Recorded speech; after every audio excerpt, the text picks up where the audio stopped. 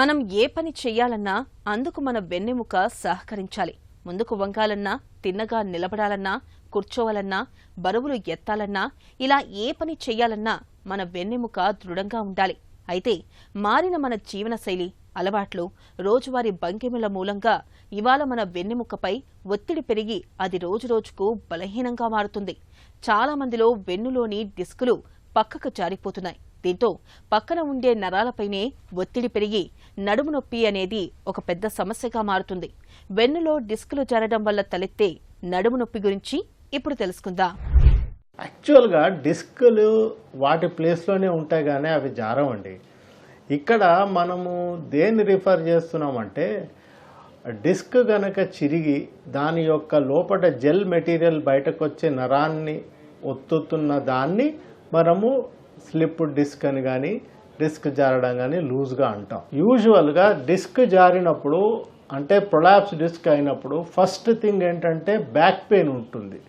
Back pain కూడా కొంతట్లో తగ్గిపోయి ఈ కాళ్ళలోకి వచ్చే నొప్పి అంటే పిర్రల్లోంచి తొడ వెనక భాగం నుంచి పిక్కల నుంచి కాళ్ళలోకి రావడము నొప్పి ఏదైతే ఉంటుందో దాన్ని సియాటికా అంటాము. ఎందుకంటే ఆ పాత్వే గుండా ఈ L4, L5, S1 నరాలు వెళ్తాయన్నమాట. దాన్ని సియాటిక్ నర్వ్ అంటారు. So pain along the sciatic nerve అంటే సియాటిక్ నర్వ్ ఆనుకునే నరం వెళ్తుంది కాబట్టి దీన్ని సియాటికా అంటారు. సో ఇది లంబార్ డిస్క్ యొక్క రప్చర్ యొక్క లేదా లంబార్ డిస్క్ ప్రొలాప్స్ యొక్క ప్రధాన లక్షణం.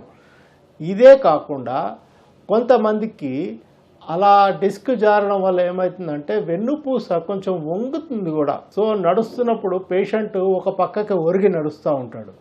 చాలామంది ఏం చేస్తారంటే ఈ నొప్పి తట్టుకోవడానికి కొంచెం ముందు కూడా వంగి నడుస్తూ ఉంటారు. ఇవి సాధారణంగా ఈ డిస్క్ ప్రొలాప్స్ వల్ల మనకు కనపడే చిహ్నాలు. డిస్క్ జారడం వల్ల ఇనీషియల్ స్టేజెస్లో అయితే నడుము నొప్పి వస్తుందండి.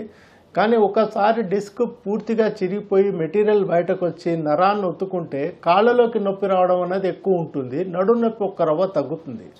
కానీ కొన్ని ఎక్సెప్షనల్ సర్కమ్స్టాన్సెస్లో డిస్క్తో పాటుగా నడుములో కూడా ఏమన్నా చిన్న ఏమంటారు డిఫెక్ట్స్ అంటారు, లైసిస్ అని కానీ స్పాండైలోలిసిస్ కానీ ఇటువంటి ఫ్యాక్టర్స్ కూడా కలిసినప్పుడు లేదా లంబార్ స్పైన్ ఇన్స్టెబిలిటీ ఉన్నప్పుడు అంటే డిస్క్ ఉన్నా కూడా ఎముక మీద ఎముక జారుతున్నప్పుడు అటువంటప్పుడు బ్యాక్ పెయిన్ కూడా ఒక కన్సిడరబుల్ పోర్షన్ కింద మనకి పేషెంట్స్ కంప్లైంట్ చేస్తారు.